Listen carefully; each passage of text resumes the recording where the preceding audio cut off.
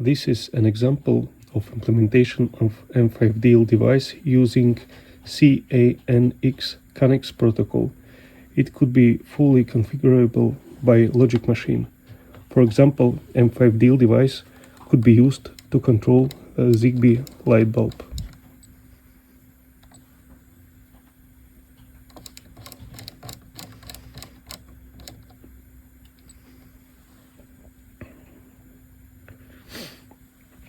It could be used to control the KNX keypad. It is a smart panel designed for human-machine interface, which has an intuitive interface. It could be used to control the thermostat,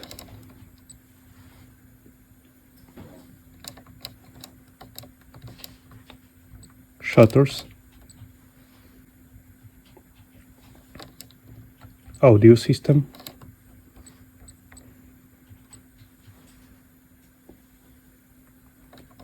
and scenes for the smart home.